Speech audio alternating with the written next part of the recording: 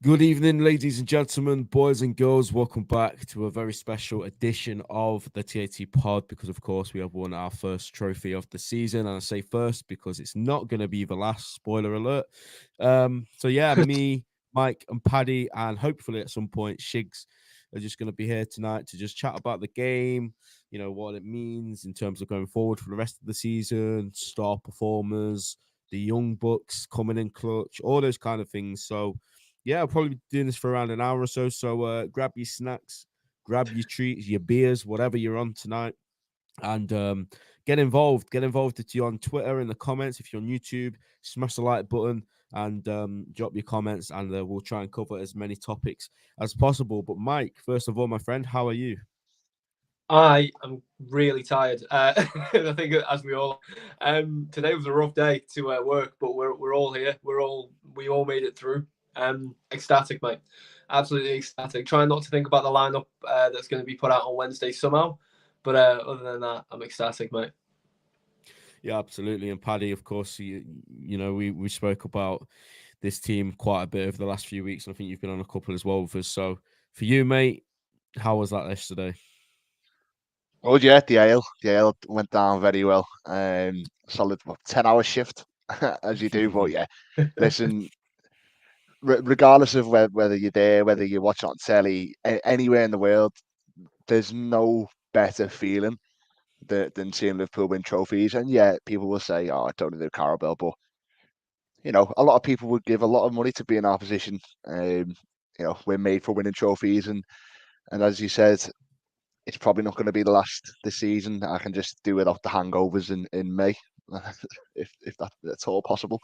Oh yeah, boss day, just excellent all around, really.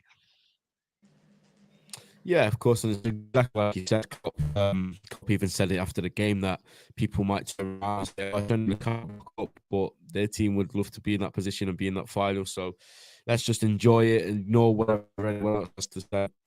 And just be glad and be blessed that we're winning trophies once again. Before we go further, guys, make sure you do check out our channel sponsor, our podcast sponsor, yourfootcod.com. Use TAT pod at checkout. You get 15% off. These guys make some absolutely incredible products. They're actually going to be sending me a few of their newer ones that I can show you guys on the stream, which is going to be amazing. But check them out. Use TAT pod at checkout for 15% off. We've got some comments in here. Eva says still buzzing after yesterday. 100%, mate. I think that's the way everyone's felt today. And let's see Sam. By the way, he made this absolutely stunning thumbnail for us. So thank you very much, Sam. Absolutely incredible graphics designer. Says Jurgen's tricky 15-year-old Reds. The boys had a blast at Wembley yesterday. Very jealous of you, Luke. And even says, I felt bad for Curtis getting shoved and pushed after swept by Darwin. We'll get on to that. A few players certainly seem to look like they're ready to come back into action now. And just before we move further, we have a wild Shigs appearing out of nowhere. So, Shigsy boy, how are you, mate? I am very well, thank you. Monday was a very nice day for once. So, yeah. Good day, man. Yeah. Where did you watch it, Shigs? Say again? Where did you watch the game? I was on daddy duty, so I was at home with my daughter, trying to keep it as calm as possible, but it was difficult. Yeah, I can imagine, man. I actually woke her up when Van Dijk scored the winner. I was gonna say, yeah. You didn't keep yourself composed, mate. The composure was out the window, mate. It was out the window. It's impossible not to, and it's one of them things where like you can try and prepare yourself and brace yourself to not make any noise, but you just can't when the time comes. But all right, man. She had a purple jersey on though, so it's all good. There you go. This was the lineup, and Mike, I think we did the preview show the day before the final, and we spoke on this, and this is pretty much the only lineup we could have expected to be honest. And there was a lot of people. There was a lot of downhearted people, but from what I remember, mate, I think we did, we weren't overly confident, but we did both predict Liverpool to win, and we did also say that, these guys have a huge opportunity, didn't we? So First of all, the team news, what did you make of that? Obviously, not really much to say, but just your overall general thoughts, mate, on how the boys got on, especially in like the sort of first half we'll touch on for now. Well, yeah, I mean, listen, if we're focusing on sort of like the initial reaction to the lineup and how they got started, I think we all knew that was the 11 roughly anyway. I think there was some of us holding out maybe Salah or Nunez appeared on the bench. When they didn't, there was a little bit of nerves. I was in a space, I could hear the nerves. But I think for the most part, everyone was still backing the boys, which is what you want. A couple of lads, I think fans were nervous about that just turned up. We could talk absolute, words around the lad, but Kelleher was just brilliant, absolutely brilliant. And there are a couple of people, myself included, that at times have gone, I'm not sure, naturally, because we used to have an Alisson who is one of the best we've ever had. But Kelleher, this is his competition. My God, absolutely fantastic performance, dominant. And the best thing I can say is if I watched that game as a neutral, you can't tell that's a backup keeper. You can't tell that's a backup keeper at all. He didn't play like a backup keeper. It's like Klopp said, we've got the best backup keeper on the planet. He's world class in Klopp's eyes. First off, I thought it was. We got off to a good start. I think when Gravenberch went off injured, our momentum was sucked out of us. I think you could see the knock-on effect of that when we were trying to readjust. Bradley moving the right wing, Elliott back into midfield. We kind of lost a little bit of the balance, a little bit of momentum. Built it up near the back end of the half, but I think a couple of Kelleher heroics, Endo and McAllister bopping it in midfield really kept us going in that first half. And Elliott driving on from midfield as well. I thought Elliott was quietly brilliant throughout the game. I thought he had some really, really solid moments. But I got to half time and I was needed about 4 cups of tea. But yeah. Yeah, Paddy, the first half, I mean, I thought we started off really well, sort of first 20, 25 minutes. It wasn't really until the injury where we even noticed Chelsea were in the game, or we could even hear their fans or anything like that. But that was sort of, for me, not a turning point as such, because Chelsea weren't amazing after that. But up until that moment, mate, you could see the confidence that we were playing with. And like I said, that seemed to be a sort of point where Chelsea sort of got their momentum and started playing a bit, wasn't it? Yeah, I mean, we certainly settled the quicker of the two teams. You could see for some reason Chelsea looked dead nervous, and I think it was because there's a certain level of expectation on them going into the game because of who we didn't have available and who we did. But as you say, the Gravenberch injury sort of did sway the tide, if you like.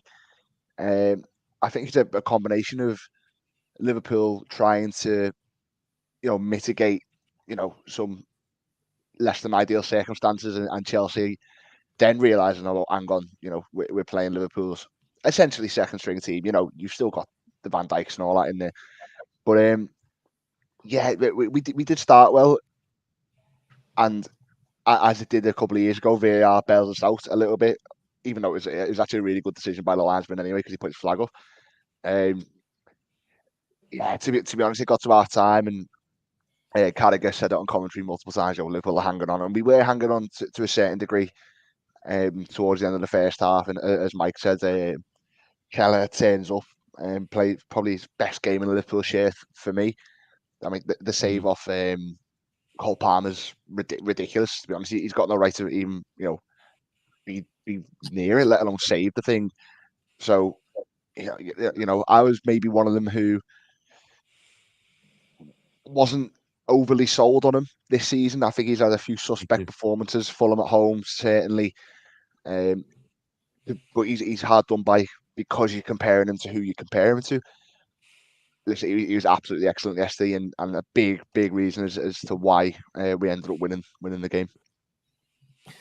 Absolutely, 100%. Couldn't agree more. And I agree. I think we've mentioned a lot in the Europa League games and the Cup games where he's not looked convincing, but like you say, I 100% agree. That was by far his best performance in a Liverpool shirt. I feel like for him, where he's pulled the short straws, because unless Alisson gets injured, which does tend to happen at least once a season, he's not going to get that consistency. And I think now he's starting to play more, you have seen the improvements on him. So it's just one of them. He's not going to get it unless Alisson's either sold, which no one wants, or Alisson gets injured, which again, nobody wants. But Shigs, what did you make of that first half? I mean, Paddy says that Chelsea got into it a little bit at the end of the half, and we saw that. Was you ever concerned about Chelsea? Because the lineup that we had out, sort of, I think everybody thought that lineup has to go and get the job done because hindsight's a wonderful thing and the kids were amazing. But going into the game, there didn't appear to be too much on the bench. So going into half time, not scoring yet, was you ever concerned, or did you think, oh, we've still got this? I thought Gakpo would score because he scored in every other round of the competition. So I thought he would score. I was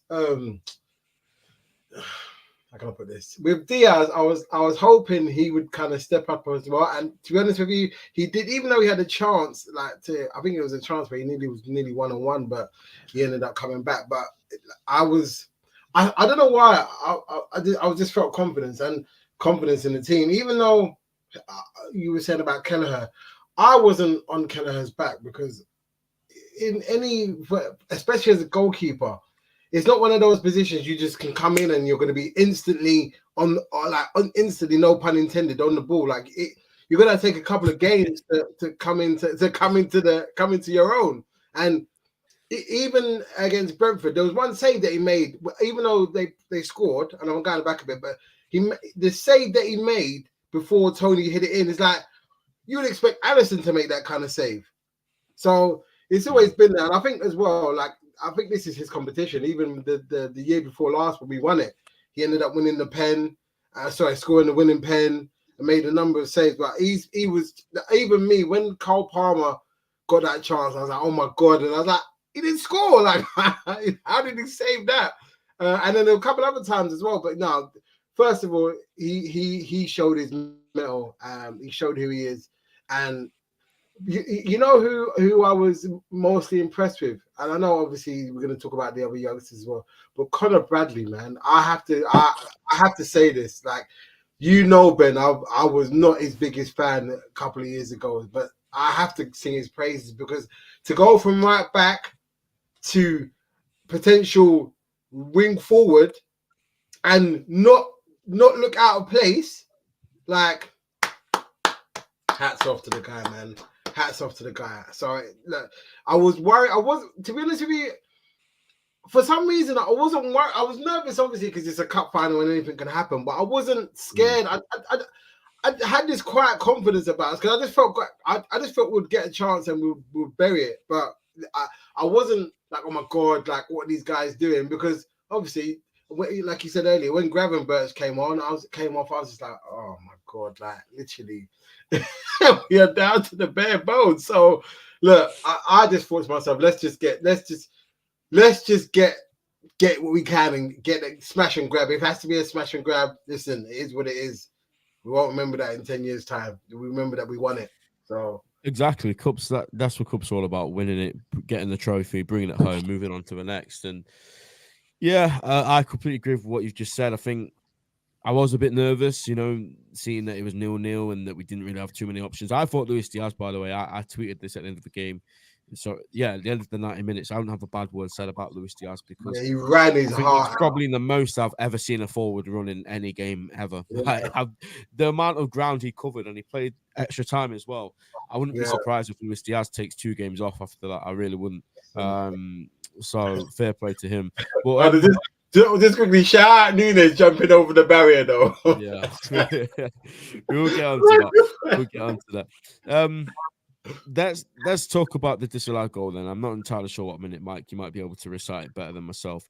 I want to get your thoughts because I've heard contrasting opinions on this. Some people say it's in the rule book, so you have to disallow it. Some people say, well, the rules are crap, so you need to change the rules. Where do you stand, Mike? Obviously, the corner comes in. Is it a corner, actually? No, it wasn't a corner. It was a free kick, wasn't it? Free kick. Yeah, it's free kick. Free kick comes in. Obviously, we all see Endo's offside. He comes back on. He does let me make this perfectly clear. He does absolutely nothing. He just stands his ground. It's not like he does do something. Offside, though, bro. If he hadn't been offside, there's nothing they could have said. All right. Okay. Go on, Mike. In my opinion, I'm going to watch it back now, actually.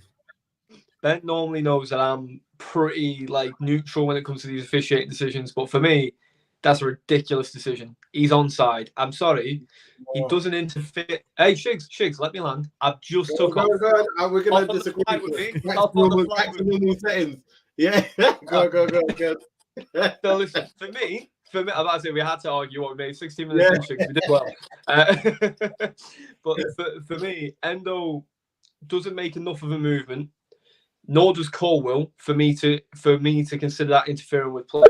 If Colwill is bundled over or is clearly trying to chase Van Dijk, interfered with play. But for me, Colwill does a little movement, stops in front of Endo. Endo doesn't do much to get out of his way, admittedly, but Colwill doesn't do anything to get past him either. That's not interfering with play for me. It's not interfering in the moment. I've seen roles reverse on offensive set pieces for other teams. I'm not going to name them. In the Premier League that are very high up in the league that attack in the exact same manner we do, that have goals like that, fine, every single time, because there's nothing wrong with it. I don't see anything wrong with it. It's not a negative because it shouldn't be an issue. It's a tactical position for these players. They're not interfering with the actual moment of the goal. So for me, that's onside. It should stand. And I was shocked that went to VAR, but the moment it went to VAR, you know what's going to happen. They're going to find every way to disallow a goal, and that's a whole different conversation. Go on, Shigs. Shigs, you're itching to go, so we'll come to you and we'll save Paddy until after. Go on, Shigs. I can understand why they disallowed it. One, he's offside, so he's blocking them. If, like I said earlier, if he had been onside and that had happened, then they wouldn't have no cause to disallow it. Also, as well, he looks at the guy. He looks at him. If he has his back to him and Colwell runs around him, then they can't say nothing. But the fact that he's offside and he looks at the guy and even though he doesn't move, he's looking at he's not facing the goal, he's facing the player.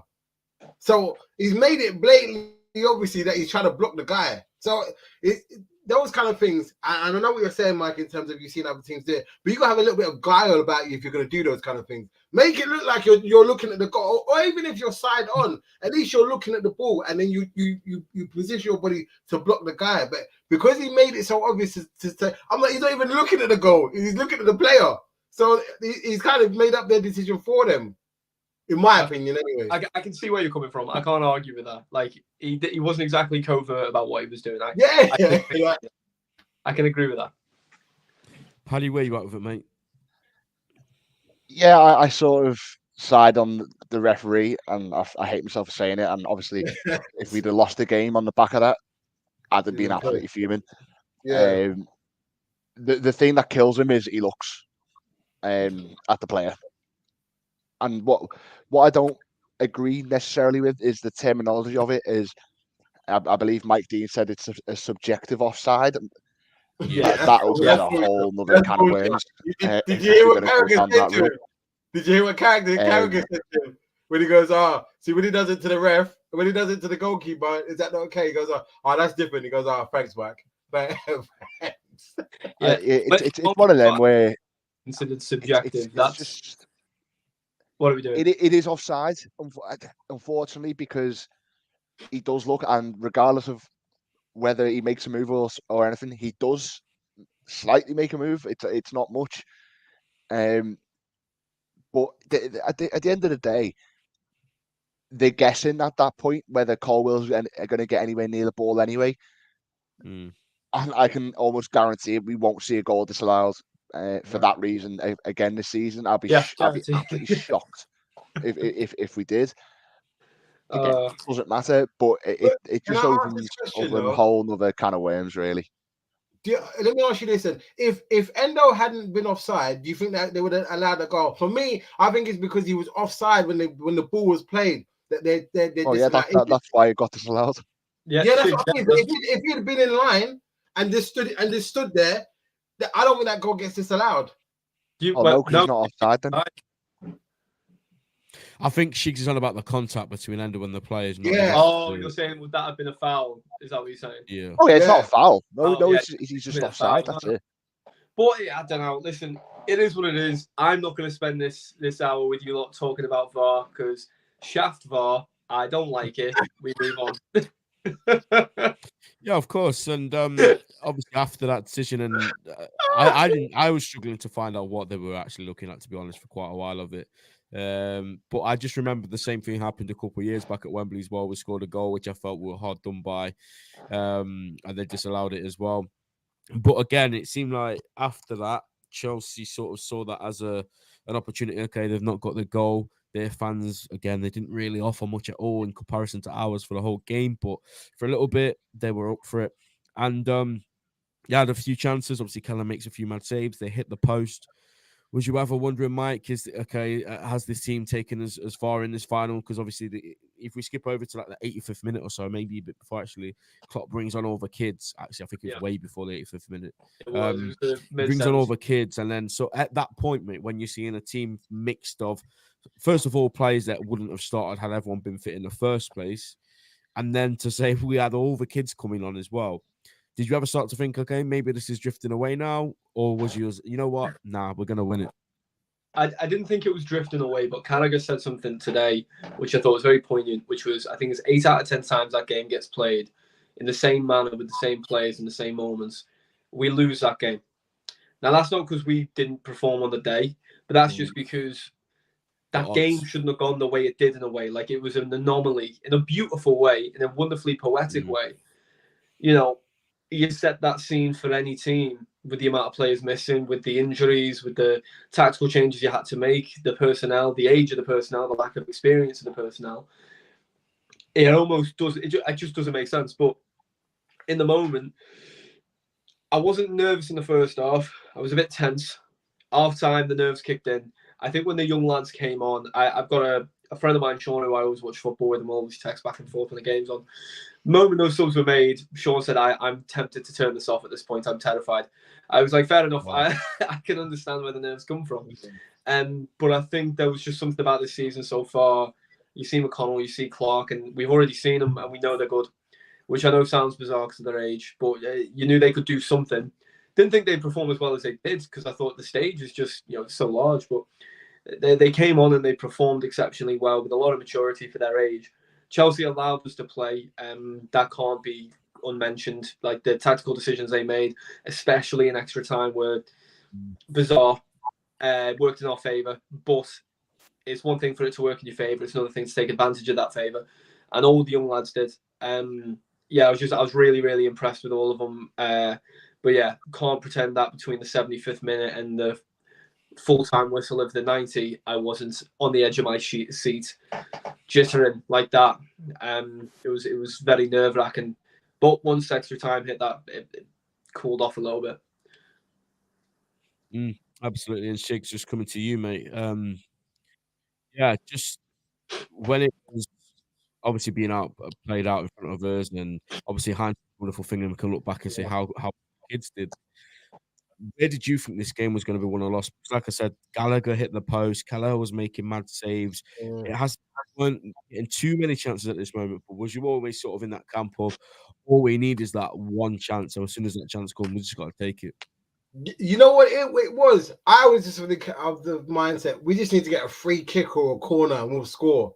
And I'm not even kidding you, because because up until maybe the third or fourth time we had a free kick or a corner, the corners were poor, and then I think it was Robert that started whipping them in, and it's just like every time he was getting like a free kick or a corner, they couldn't handle Van Dijk. So when they brought on Bobby Clark and McConnell and stuff like that, I'm not gonna lie, I was thinking, is this gonna be where it's gonna be a stretch too far? And then I can't remember where it was in the pitch, but Bobby Clark done something, and I was like, oh, okay. Like, I started getting a little bit more confident, because when they were on the ball, like, they didn't eat like you said earlier. Even though they're academy players, they weren't playing like academy players. They were playing like the season. Like, there was the triangle that they did. I was like, oh yeah, these boys can play. So after Kelleher made those 4 saves, and it went to, I was like, let's just get to extra time. Let's get to extra time. Like, obviously, if Chelsea score now, we're not going to get back from it, but let's just get to extra time. And then as soon as extra time started, it's like, I don't even know what Chelsea were thinking, but you would have thought that they were the naive team and we were the team that had all our players played because McConnell was knocking the ball about, Clark was knocking the ball about, Elliott was getting on the ball, and we were bossing the game. And it was just like, these guys are really like these guys have not let the emotion of the stage of the game. Also, as well, I got the fans, man. I swear, like you could hit the way that they were bellowing out like we was at Anfield, like that alone as well must have given the guys confidence as well. Like, yeah, like this is home, Anfield South. So yeah, I wasn't once the extra time started and I saw how we were playing. I was scared that it might go to extra time. I mean, go to penalties, but I wasn't scared that we were losing that period. I don't know why. I just didn't. Yeah, and we'll come to you, Paddy. There is no Jaden Dans on this website, so you're gonna have to bear with us if you are watching this on YouTube. He's not been added into the system yet, and I think that just sums up the sort of an experience that we're talking about here when we're looking at this team. But this was the team we had out in. Let me just move you up. Actually, sorry, should swap you over. Yeah. This is the team that we went into extra time with, mate. Where's your head at when you see Chelsea, the billionaire bottle jobs, as Gary Neville quoted? They've got all these players, and let's not get it twisted. They're not amazing players like Mudryk and all of them, not that they managed to bring on, but they are players that cost from anywhere from 50 to 100 million against a bunch of kids who haven't really ever played for Liverpool and such. So, yeah, when you see this team going into extra time against Chelsea, where you at with that? It was just one of them. It's a free hit at that point, isn't it? I mean, if you end up winning it, great, obviously. But if you end up losing it, as long as they put a shift in and work for the badge and all that, you couldn't be prouder of them. And they did themselves justice in the end.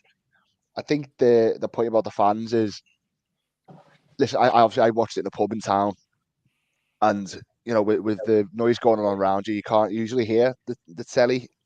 But that came through the speaker system. I just thought, wow, like Wembley's a hard ground to get the whole singing in time, same song, and all that.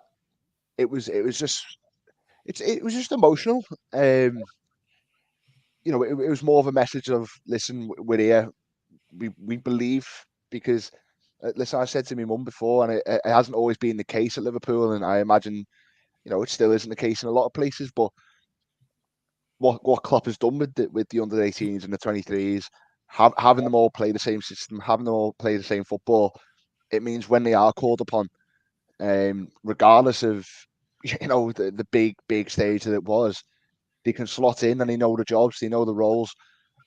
Bobby Clark was excellent. James McConnell was absolutely superb. There was a tactical foul he made in extra time. Takes a booking. You don't usually see that from kids. I said to him, mate, listen, they've got to take some responsibility here. They're no longer you might get them in at the end of the game. You've got to win a cup for Liverpool. So someone's got to take a bit of responsibility. And honestly, so proud of them. Even the senior lads, like Endo was knackered towards the end of the game, and he was absolutely unbelievable. To a man, they were superb. And we got our just rewards at the end of extra time with one of the best moments I've ever had supporting Liverpool. That literally the moments we live for as fans. It was superb. Everyone was absolutely brilliant.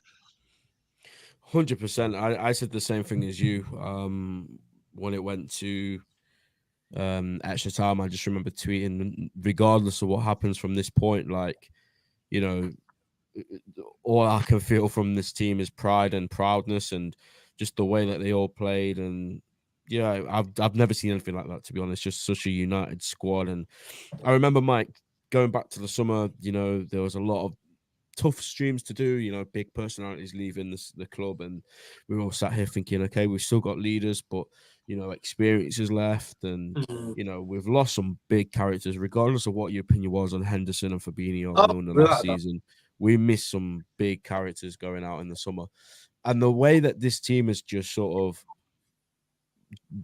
put that to one side and instantly come back competing on all fronts yet again with new midfielders, new players everywhere you look. And then obviously the bombshell news that Klopp's going to be leaving. All of these factors, including the injuries, it just all adds up. And when you win a trophy like that, it's just this is why when people are saying it's only the Carabao Cup, to you it might only be the Carabao Cup, but when you've been through this flipping roller coaster we've had over the last 12 months, that's why it just felt so special yesterday, didn't it? Yeah, no, like you're 100%. And also, I think Klopp, I'm going to paraphrase here. I'm sure you guys know, you might know the quote better, but Klopp said something along the lines of, I know some people would be like, oh, it's just a Carabao Cup, but you still wish you could be here. And it's facts. Like, it is the truth. You know, anyone that tries to diminish the trophy, even some of our home fans at the start of the season, where even done it with the FA Cup as well, like, oh, just get out of that early so we can focus on the bigger things. But you want to win everything you're in. You want to win everything you're in. Like the FA Cup, it'll take its toll come the end of the year. I'm sure it will.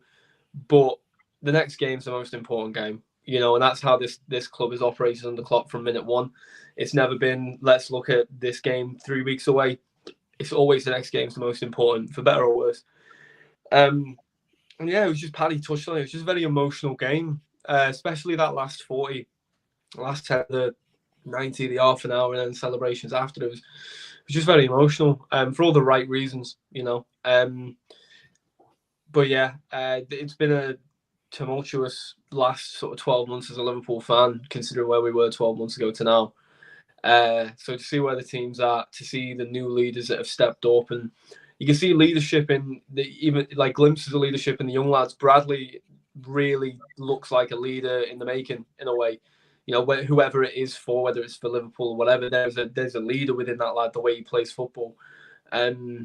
You know, you can see it in the others as well. So it's just yeah, it's just great for every silver lining. You know what I mean? All the injuries we've had, but we've been able to see without the injuries, or thanks to not having all those transfers maybe some of us wanted in the summer, we've been able to have the room to allow Bradley, Kwanzaa, McConnell, Clark, Kelleher all to come back in and blossom. So there's a lot of pride in the way we've trusted our academy. There's a lot of pride in that, and sets us up in good stead because those lads are very young, very, very young. We still have Stefan Bajcetic to come back in.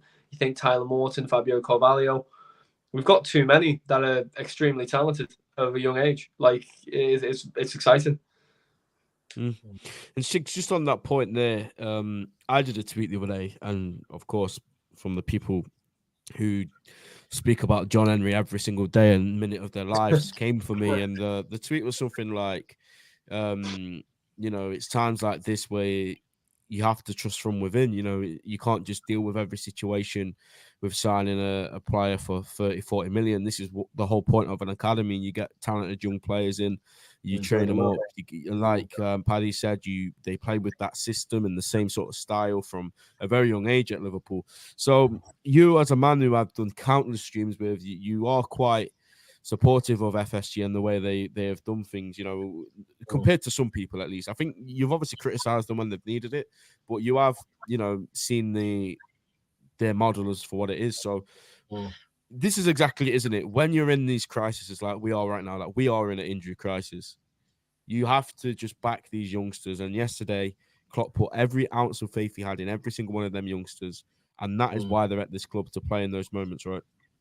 Yeah, well, you know what it is as well. Like, I can't remember what game it was. There's an FA Cup game we played where he played. I think it was McConnell and a couple of them, and they shone, and we didn't look out of place. And even the game against Luton, again, Dan comes on. I think McConnell. I don't know if McConnell played in that game, but they came on and they didn't look out of place. So you got to give it to FSG for as much stick as they get. People seem to. And I know, obviously, I'm not going to go overboard, but for whatever reason you might not like him, they employed Klopp. They saw what Klopp would bring to the club, and they employed him. And they've let him. Obviously, there's been times where we've wanted them to spend more money, but look, they've got us and put the club in a position whereby we are one of the most envied clubs in the world because of how we run, because the way we do things, the camaraderie in the team, the way the team plays up from the beginning, from the youngsters up into the full team, how one man goes down, next man up, no matter how old they are. Like, this kind of mentality is not seen in every club. it's not seen. It's not a regular occurrence. And for FSG to foster that in kind of culture, and it is them that fostered it, even though they've brought in Klopp, they have made it so that they've put in a situation, they've put the ground, they've built access so that everybody's there. They've built up the stadium. They've put people in place in order for us to be able to make the best of what we have. And Klopp has just embodied the players that came on, just embodied the spirit that has been built at the training ground. That's as simple as that. Because if it doesn't, if everybody's not in unison, you don't get these kind of performances. You don't. We've seen it when we've tried to play, back in the day when we used to have youngsters and they weren't really up to it because we never had a uniform way of doing things throughout the club. Now that that's changed and that what's in place now, you see it throughout everything, and it's a joy to see. It's a joy to see. Yeah, absolutely. And Paddy, no matter what happens with these youngsters, I mean, it would be great if they stayed around, but no matter what happens now in their careers, they've played for this club, they've played in a final, they've got a medal. And out of all of them, if we just go one by one, maybe, which one for you was the standout? Or maybe there was a couple that you were most impressed with. Yeah, which ones did you think, you know what, they did really good yesterday? I think James McConnell is the one for me. He come on in a really awkward position because I read up on him a little bit before, and he was a more of attack-minded midfielder. Probably last season or so, but they trained him in the 6 role when Fabinho and Henderson left. And yeah, there was a piece of play. He gets the ball to feet from Kelleher, and he's got 2 Chelsea players pinching him, and he just goes through them like they're not even there. You think, okay, yeah, he looks like a serious player. He obviously gets the assist for Curtis Jones against Norwich as well. Mm-hmm. He looks a solid bet to not necessarily make it. That's going to be a stretch, but he's got a big future, as does Bobby Clark. And we're forgetting, because he's been so good and because he's been in and around the first team, Jarrell Kwanzaa comes on for pressure minutes in extra time, the last 15 minutes of the game where it can be won or can be lost, and again doesn't look out of place at all, and no one bats an eyelid when he's even starting games, Premier League games. Obviously you wouldn't play him in the big games, but when he starts, there's no questions, there's nothing. So as you said, it's just about backing the kids, and even at Wembley, even in pressure environments of extra time, they can deliver. And God, they delivered big time yesterday. If they were to do nothing else for Liverpool in their entire careers, they can say, I played a pivotal role in winning the club a major trophy, and that, regardless of future events, is a success for Liverpool's academy, because that's what, at the end of the day, they're trained to do. They're trained to, make these boys into men and win Liverpool silverware, and it worked fantastically well yesterday. Can I just give an honorary shout out to Canate as well, bro? Like, I don't think enough has been. I know Van Dijk has got a lot of plaudits, but Canate was also immense yesterday as well. Like some of the blocking tackles he made, and just getting the ball back and stuff. Like, we got another monster in the back in our defense as well, man. That guy. Some of them was on the yellow card as well, like, and he was really risking it, and he was still doing it. It was crazy. Let's talk about the goal, and we'll talk about maybe a man of the match after that. But Mike, obviously we got a corner, the ball comes in, and Virgil heads it home, and this for me was just the most perfect way it could have happened, because one, he scored a goal that was disallowed, rightly or wrongly, whatever. But second of all, his first major final as Liverpool captain, it had to be him, right? That was almost like his, dare I say, Steven Gerrard moment. Like, you know what I mean? You've got that moment as Liverpool captain, Yeah. If I could compare it to any Gerrard moment, it would have been Gerrard against West Ham, when he scored that absolute ridiculous goal, in the final. But that was his kind of the most similar moment for me. But yeah, listen, at the end with all the Liverpool fans in the final minutes of the game, it's a picture-perfect scenario. The oldest lad in the 11 at the time, the experienced head, the captain. You this is Van Dijk at his very best. You know, that's what we've seen all season anyway, is Van Dijk at his very best. But yesterday was just, I think that's now 4 man of the matches in 4 finals as a centre-back. It's incredible. Like, it's absolutely incredible. It's back-to-back man of the matches in League Cup finals for him as well. So for his first final as a captain of Liverpool to end in that way, it's very special, and hopefully this is not his last one this year. I also thought it was, we might not touch on this later, so I thought I'd bring it up now, but I thought it was a really nice touch that he got Klopp to do the trophy lift with him. I thought that was like a really, really lovely touch. But yeah, just wanted to throw that in there. But yeah, it was just an incredible moment. The goal ruled out, getting that second one for him. It's a great head. It's a great ball by Tsimikas. It's a wonderful moment just before the corner's taken. He's got Dan's with him in Kwanzaa. They're all grouped together in the box, and he says something to Dan's. I don't know what he says. I'm not going to pretend to know what he says. But in front of them, you've got 3 Chelsea defenders. And he said something to Dan's and Kwanzaa, and they get a lot closer. And when they get closer, they make that almost like wall. And the Chelsea defence are too tired. They're not taking notes. Make this wall in front of Van Dijk, which allows Van Dijk to then run off ahead of, and then up against Mudryk, he's always going to win. But it was, whether that was intentional or not, I really don't know. But if it was, absolute genius in that moment. Really subtle touch. But yeah, what a moment. And it's a moment that I'm sure we'll look back on fondly for many, many years. Absolutely. And Shigs, for you, mate, that was the goal ultimately that won the trophy. Apart from the goal and the moment that Virgil van Dijk had, just briefly, how do you think he's dealt with his first season as captain of this club? Like, he was the obvious choice, wasn't he, when Henderson left? Some people even argued it should have happened earlier. I kind of disagree with that, just because I don't think you can just go and strip the captain, of his role. But for me, he was always like a captain just without an armband anyway. So a bit of fabric on his arm never really, to me, made too much of a difference. Do you disagree with that?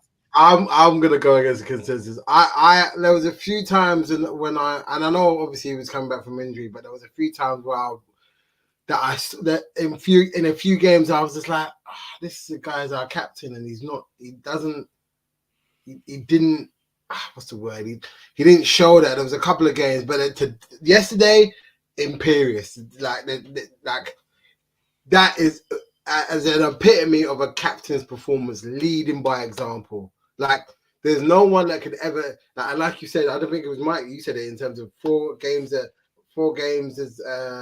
in the finals and 4 man of the match performances. Like, it's not.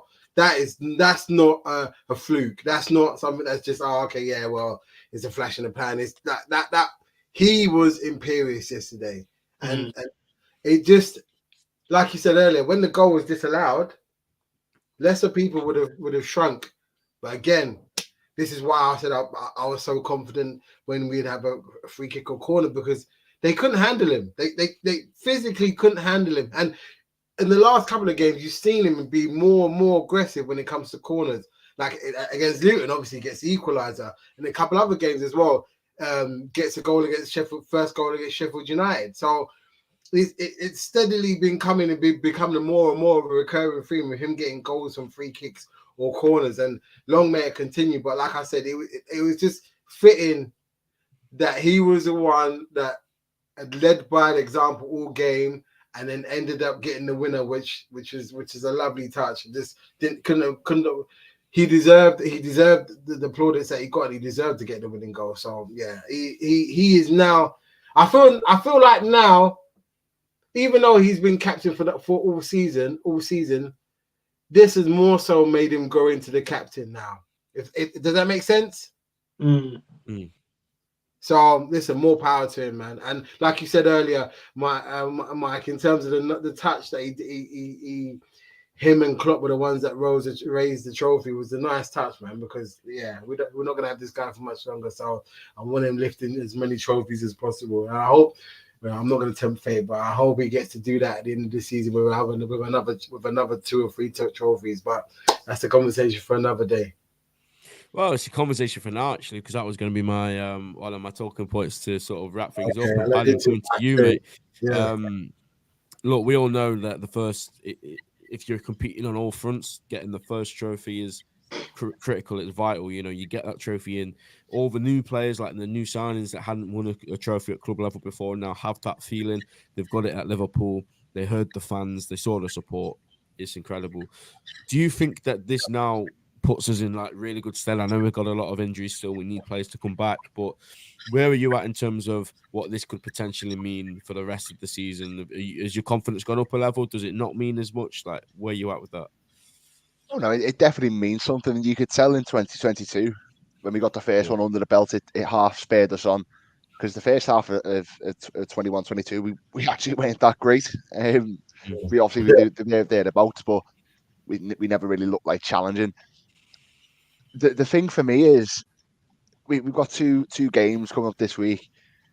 If you said to me we lose on Wednesday and win on Saturday, I'd probably take that, because listen, we're getting to the stage of the season where there's only 13 Premier League games left, 13, 12, something like that.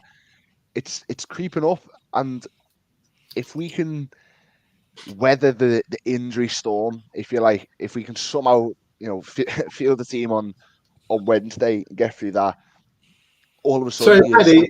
Sorry, Paddy. The game on Wednesday, is that for the Prem or is that for the FA Cup? FA Cup.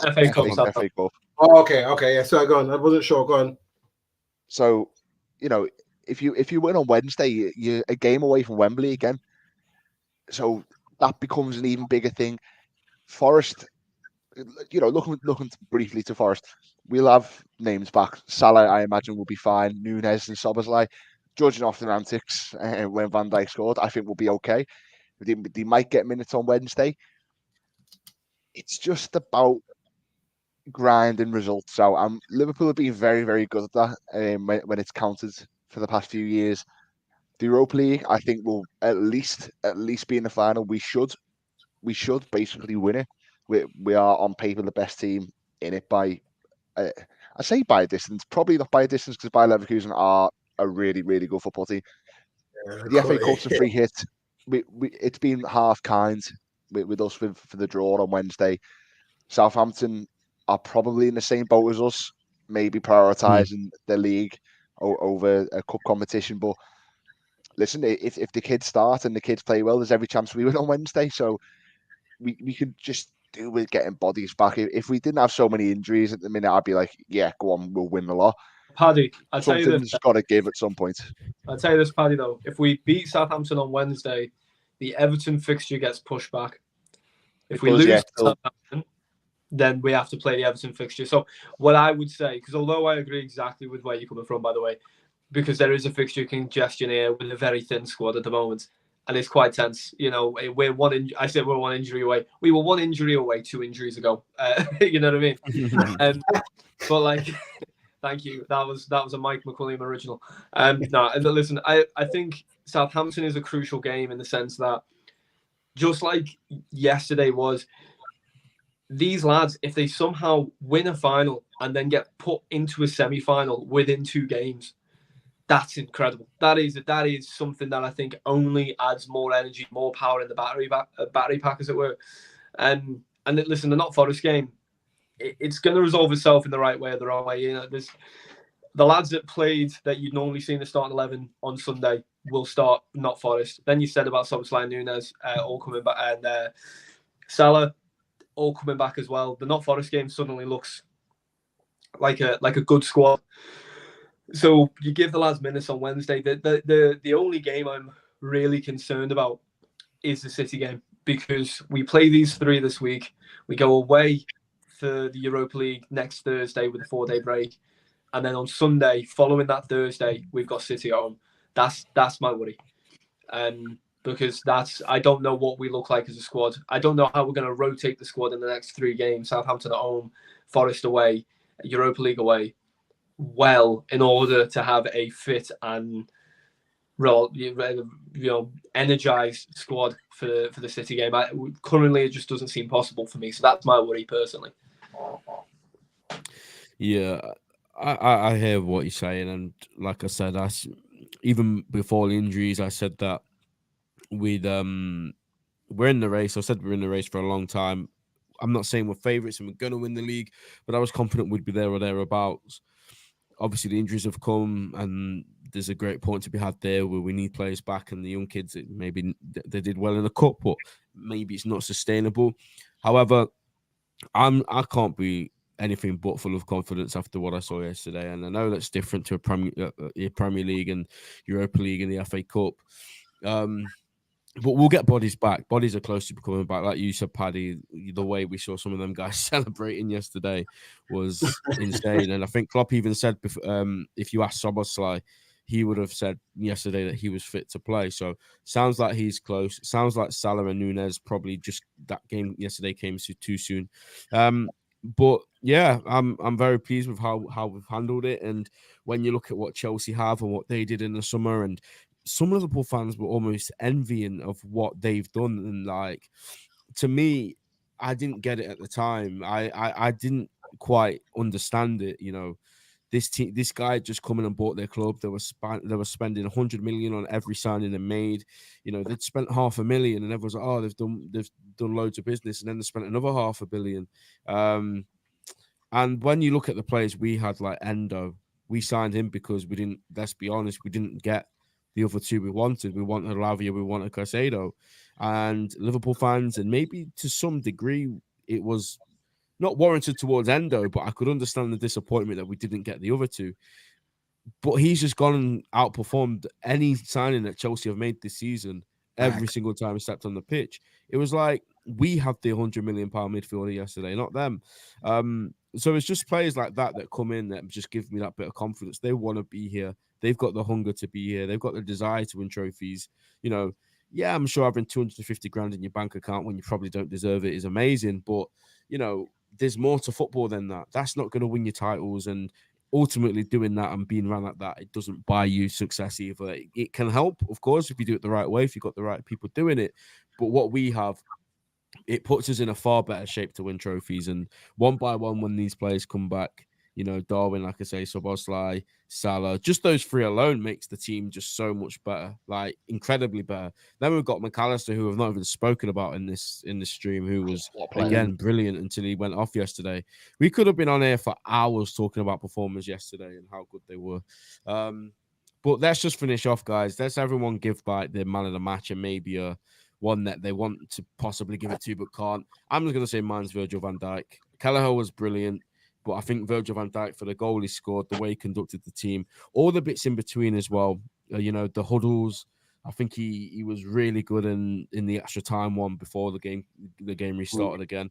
But just the way he led us in that final, the like you said, Sheik, he was just imperious. And he truly is the best centre-back on the planet, and he always was. He might have had a dip after an injury, which is absolutely fine. He actually came back that season and was at his best. It was last season where people were questioning him whether he could play at this the peak of his powers anymore. But obviously yesterday and this season he's shown he can. So Virgil van Dijk for me is my man of the match. Mike, who is yours? And if it's not Virgil van Dijk, or if it is there anyone else that maybe deserves a mention for you? I will veer away from Van Dijk just because I think we're all wanting to say him anyway. But I'd say my man of the match was Kelleher, and then my silent shout out, as if you want to call it, would be Konate. Because I thought Konate, I know he got replaced by Kwanzaa purely for the fact that maybe a little bit of fitness, but there was some huge moments in that game. Konate was very composed in and made them look like less huge moments, namely when Jackson went through on goal, specific. That was phenomenal defending. And Kelleher, I mean, listen, he pulled off a Dudek at Istanbul-like save in the first half with his arm. Like, it was absolutely ridiculous save. And obviously a couple of huge key moments. There was one moment where the ball just sort of hit him and landed in his hands, and that's I think that maybe was when he knew it was his day, where he just hit his foot and then went straight up to both of his hands. It was ridiculous. But yeah, just those two for me. Shigs? Yeah, Shigs. Mine. Konate again, honourable shout out, but Endo, that guy, man. There was an incident, I don't even remember where, he gets the ball, does a 1-2 somewhere, and Caicedo bounces off him. Bounces off him. I've seen that clip. Yeah. Yeah. For me, I like I said at the beginning of the season, I wasn't his biggest fan, but he was superb yesterday. Like always sharing for the ball, shielding that back four, kept it flowing. Just tremendous. Him, yes, I'd give it to him. Endo would be my man of the match, and my honorary shout out would be to Diaz. Like that guy didn't stop running, didn't stop. Like I know he gets a lot of stick with people saying that he's not clinical and stuff like that, but that game, man, he showed so much heart for me, so he gets honorary shout out. Paddy? I'll go with goalkeepers union. Keller was superb. I mean, as I said before, the save from Palmer is ridiculous. Just his overall play. In fairness, against Luton, he weren't great on the ball. I think he found a white shirt more than he did red. But big occasion, bails us out a number of times. You can tell he trains with Alisson. The way he comes out and the save from Gallagher in the second half, it's very Alisson-esque. The way he smothers it, just superb. Again, probably the second choice keeper we've got in the league at minimum. And honorary shout out Endo. He was doing about 4-man's jobs at one point. He was superb, and yeah, he deserves a little 4-day break if he's not going to play on Wednesday. Because Jesus Christ, I'd be knackered if I was him. Absolutely, every single player that's been mentioned there, I 100% agree with. And I just wanted to finish the stream. Like I said, we could have gone on for hours, but time is just well and truly gone. A bit of news came out this evening that Liverpool could stage a Carabao Cup parade to honour Jurgen Klopp. The club discussing possibility of end of season event in City Centre, so supporters can thank the manager and say goodbye, even if we don't win any more trophies. What I mean. That the whole thing. I'll say that from now. Yeah, exactly. But I was going to ask you, like, what? Obviously, I know the answer to this, but what are your guys' thoughts on that? This is what the manager deserves, right? Even if we don't win another trophy in the Carabao Cup, is the only thing we have. Like, come on, it won't be though. It won't be. I don't think it will be. But listen, fully deserved. Fully deserved. Fully deserved. We're all of the same consensus. I think. You're saying goodbye to the god of the city, really, at the end of the year, aren't you? I think Liverpool will be packed out no matter what. Yeah. We'll all be there. Get that, but screw it. We'll do our thing. We'll enjoy our days. Listen, I said to my mates earlier, Paddy, even if we win more trophies or even if we don't win trophies, I would love nothing more than them to get out every single trophy he's won, line them all up on the bus and parade them. Can you imagine the meltdown? Oh, they didn't win all them trophies this season. They're not allowed to parade them. I'm not bothered. I don't care. Yeah. We'll enjoy our day. We'll enjoy our moment. We don't care what people think. Yeah. No. I don't care. Goes, isn't it? Yeah, that's what it is.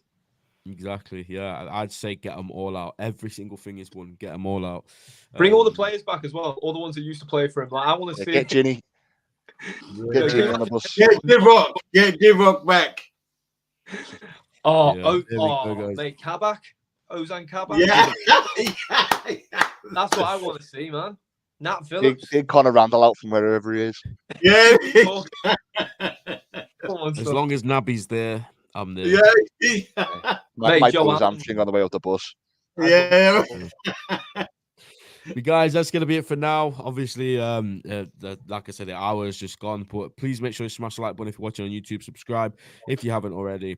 And we'll probably be live Wednesday night or Thursday night to discuss the Southampton game. And listen, we've won a trophy. It won't be the last this season. Keep enjoying it because, like I said, these days, you don't know how often they're going to come around, and it's Klopp's last season. So keep on enjoying it. Keep on looking at all the content, and we'll see you guys next time. Take care, people.